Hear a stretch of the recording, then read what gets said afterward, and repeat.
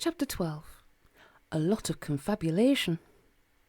A great wave of delicious chocolate smell hit them as they edged in past the closing door, and there was a charming little old man in an old-fashioned suit with an apron around his fat tummy and a long white beard and whiskers, almost like Father Christmas.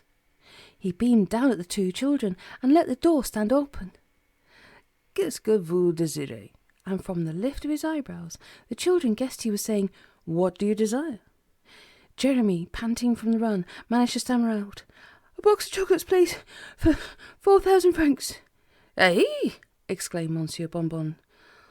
4,000 francs. That is a very big box of chocolates." And he moved over to the counter, on which there was an endless array of beautiful boxes tied up with huge colourful ribbons. He picked out one. "You like this one? She is mixed up chocolates." Jeremy and Jemima stifled a desire to giggle at his funny English, but it wasn't difficult to stifle the giggle, for they knew the danger wasn't over yet, and that the terrifying part of the adventure was still to come. "Oh, yes, please," said Jeremy quickly, and at the same time, over Monsieur Bonbon's shoulder, he saw the sly face of Soapy Sam gazing in through the window past all the luscious array of sweets and chocolates. Monsieur Bonbon, who was used to the indecision of children and the time they took to make up their minds, looked rather surprised, but he walked behind the counter to wrap up the box, and Jeremy followed him and held out with, I admit, a rather trembling hand, the 5,000-franc note, while Jemima stood beside him, biting her knuckles and almost jumping up and down with excitement. Monsieur Bonbon took the note, and as the children had expected, he at once opened it up and felt the holes in it. He looked at them suspiciously, and seeing the urgency and excitement on their faces, and somehow smelling a rat, he lifted the note up to the light and softly spelt out the letters one by one. "Gangsters!" whispered Jeremy urgently. "Gangsters outside!" And he jerked his head back towards the door.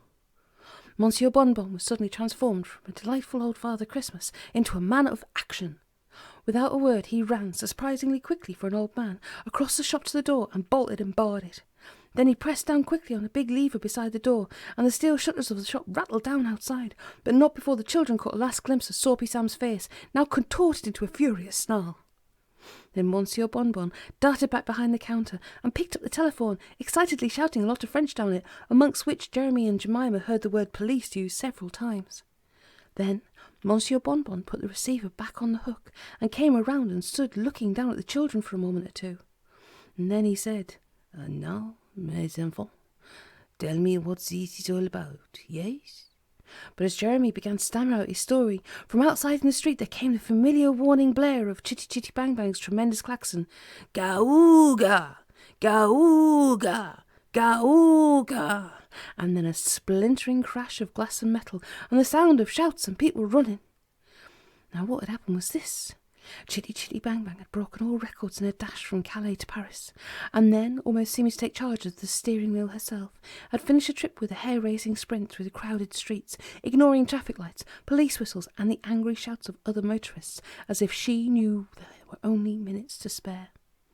Commander Pott clung grimly to the wheel, and Mimsy spent most of the time with her hands over her eyes, as if at any moment they would crash.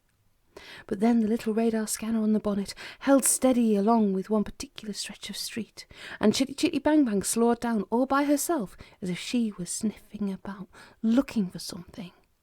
And sure enough, as they passed a big sweet shop with the words "Bonbon" in gold upon it, a low black car dashed suddenly out of a side street, and Commander Pott and Mimsy just had time to recognise it as the gangster car, when Chitty Chitty Bang Bang positively wrenched the wheel out of Commander Pott's hands and tore straight like a charging bull across the street, straight at the black tourer. Chitty Chitty Bang Bang hit the black tourer right in the middle with a tremendous crash and tinkling of glass, and knocked it right over on its side, spilling Joe the Monster, Soapy Sam, and Man Mountain Fink out onto the road. And just at that moment, as the gangsters scrambled to their feet to make a run for it with sirens screaming, French motorcycle patrols appeared from both ends of the street and tore down upon them. Commander Pott jumped from the driving seat of the now motionless green car and joined in the chase, which now ensued, finally bringing Joe the Monster to the ground with a flying tackle, just like you see at rugby football.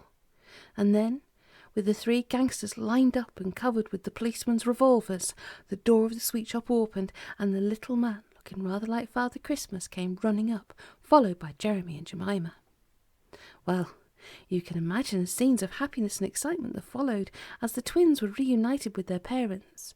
But then there had to be a lot of confabulation with the police after a French Black Maria had driven up and taken the shouting and cursing gangsters away.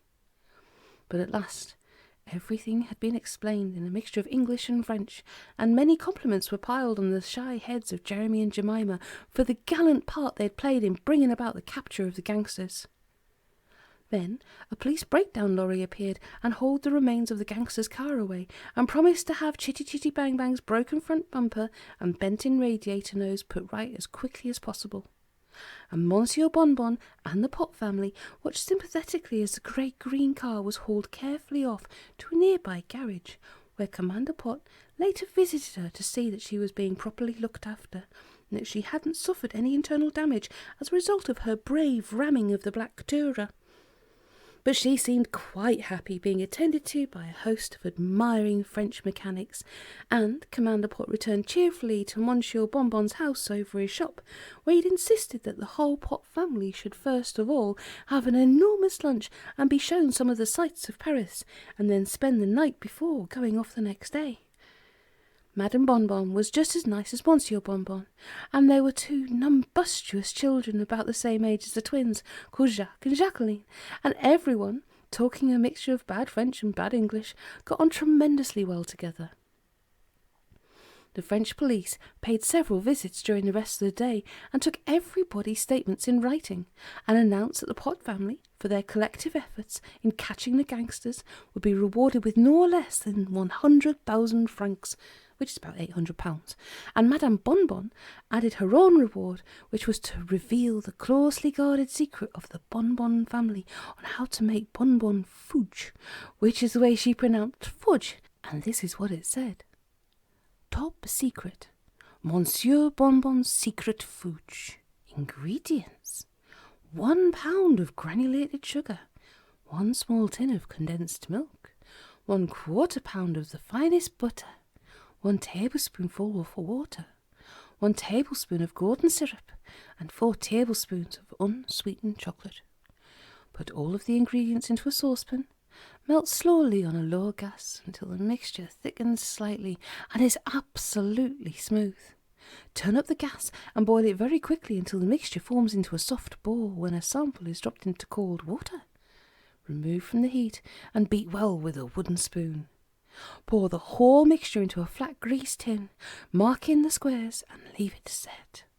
And when it's cold, devour.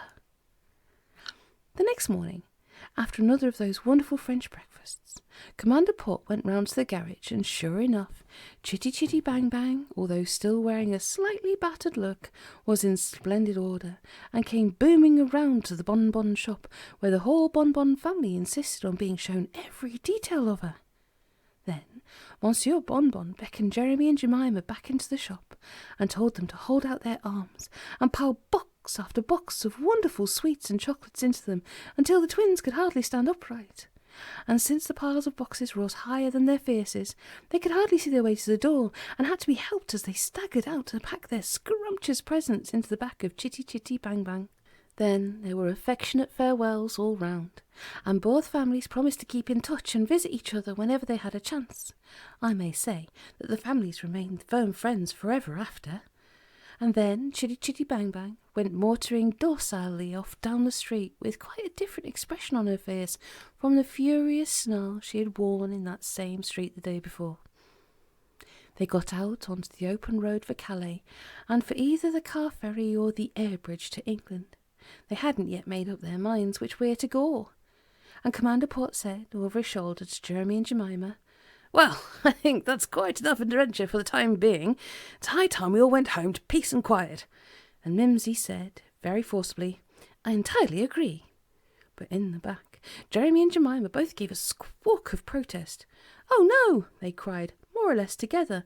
"More adventures! More!" And at that, believe it or not, there came a whirring of machinery from somewhere deep down inside Chitty Chitty Bang Bang. The front and back mudguards swivelled out into wings, the radiator opened up, and the whizzing propeller of the cooling fan slid out, and with a tremendous whoosh, the great green car soared up into the sky. "My hat!" shouted Commander Pott, which was the right thing to shout, as his hat had in fact blown off. "I can't control her. She's taken off. Where in heavens is she taking us?" And, to tell you the truth, even I haven't been let into the secret.